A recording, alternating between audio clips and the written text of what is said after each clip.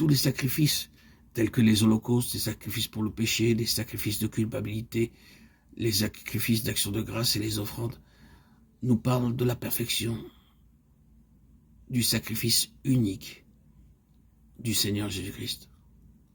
Les Israélites amenaient des sacrifices jusqu'à la porte du temple, mais eux-mêmes ne pouvaient entrer à l'intérieur. Seuls les Lévites, les prêtres, avaient eux seuls le privilège d'offrir à Dieu ce sacrifice en faveur du peuple. Mais lorsque nous lisons 1 Samuel 2, 13-16, nous voyons dans quelle iniquité, dans quel péché, malhonnêteté se trouvait la maison de Dieu. Il y avait le vol qui était très pratiqué par les serviteurs, par les prêtres eux-mêmes de Dieu. La violence était exercée par les serviteurs de la maison de l'Éternel. De plus, d'autres péchés horribles, abominables étaient commis dans la maison de Dieu. C'est pourquoi le nom El-Kabod fut donné à l'enfant qui allait naître de la femme du sacrificateur.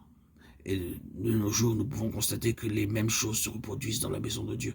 Les serviteurs des sacrificateurs allaient et venaient dans le temple avec une fourchette à 3 dents et par force, par violence, ils prenaient des portions de viande à l'aide de ces fourchettes. Les Israélites dévoués au Seigneur venaient souvent de très loin pour amener jusqu'à la porte de la maison de l'Éternel leur sacrifice pour Dieu. Les hommes du temple, quant à eux, mettaient la main sur ces sacrifices, se rendant ainsi coupables par ces actes. Les prêtres auraient dû offrir à Dieu ces sacrifices en faveur des croyants israélites. Mais avant cela, ils commençaient par prendre les meilleurs morceaux pour eux-mêmes. Ces sacrifices étaient destinés à être offerts en faveur de ces Israélites sur l'autel de Dieu. Ensuite, ce qui restait des sacrifices était à la disposition des sacrificateurs eux-mêmes pour leurs propres besoins. Mais ces sacrificateurs, les fils d'Élie, demandaient et réclamaient les meilleures portions d'abord pour eux-mêmes.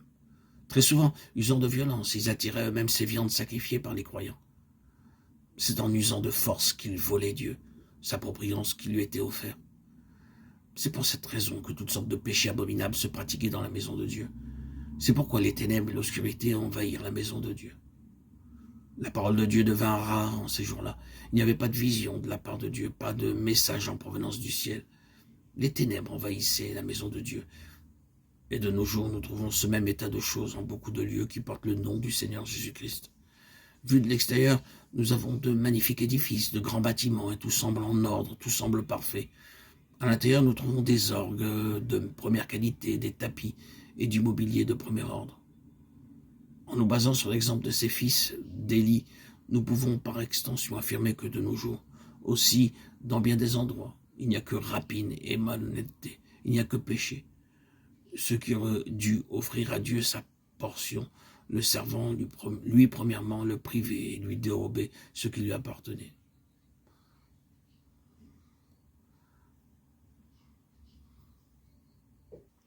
Le jeune Samuel était au service de l'Éternel devant Élie. La parole de l'Éternel était rare en ce temps-là. Les visions n'étaient pas fréquentes.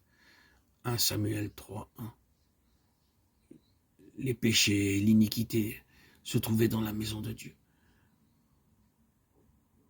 Il ne pouvait y avoir de révélation, de vision possible.